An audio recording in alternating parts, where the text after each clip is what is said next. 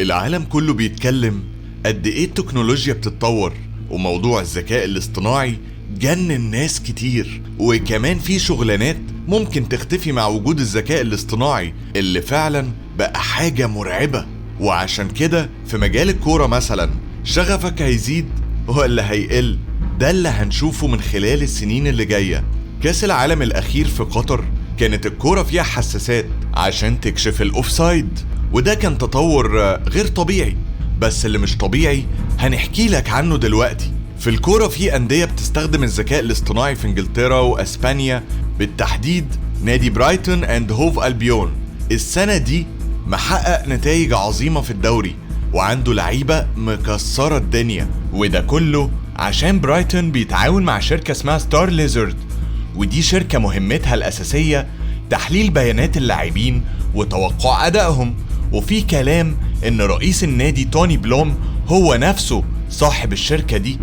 ونادي جلاكسو رينجرز الاسكتلندي هو كمان متعاقد مع شركة هودل المسؤولة عن تحليل البيانات وتطوير استراتيجيات اللعب على حسب أداء اللاعبين في المباريات السابقة. نادي برشلونة مجنون تطوير، وعشان كده اخترعوا التيكي تاكا، وبعدها كان أول نادي عرف طريق الذكاء الاصطناعي، وبيستخدموه حتى في المؤتمرات الكبيرة، وبيشوف البرنامج المساهمة الفعالة ومساعدة محللي الأداء في كل فريق. البرنامج كمان ساعد برشلونة في حاجة مجنونة، ومنها إنه بيحدد الجماهير هتكون فين بالظبط وإزاي هتتفاعل مع كل لعبة. ودلوقتي برشلونة بيحاول مع التطبيق إنه يحدد له إزاي كمان يحقق مكاسب وفلوس، عشان هم في أزمة، وده اللي مخليهم هاديين وهيحققوا لقب الدوري بفارق عن فرق تانية.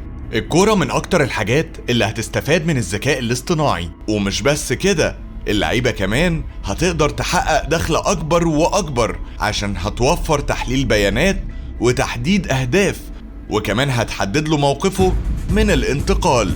والأغرب هو إزاي هيتم استخدام الذكاء الاصطناعي في التنبؤ بالإصابة، وإزاي اللعيب يحافظ على نفسه. جمهور الكورة معروف بالحماس، وده كان سبب في أحداث مؤسفة كتير. وفي قطر الذكاء الاصطناعي حدد اللي هيدخل الملعب من بصمة الوش، يعني الملاعب متراقبة بالكاميرات، هتعرف انت فين ومين وبتعمل ايه، واللي هيتخانق يروح. وعشان كده كاس العالم كان الأهدى تاريخيا وبلا مشاكل بين الجماهير، حتى في ماتشات مهمة زي هولندا والأرجنتين ما كانش فيه أي شغب. طيب الشغف هيقل وانت مثلا هتبقى عارف كل حاجة هتحصل في الملعب، ولا مثلا هيحصل ايه؟ الشغف ممكن يزيد زي ما حصل مع الفار، اللي رغم انه عمل نقلة تكنولوجية كبيرة في الكورة، الا انه بيتسبب في كوارث بسبب ان العنصر البشري هو اللي بياخد القرارات. لدرجة ان الدوري الانجليزي السنة دي في بلاوي حصلت مع فرق كتير، وفي فار في الملعب.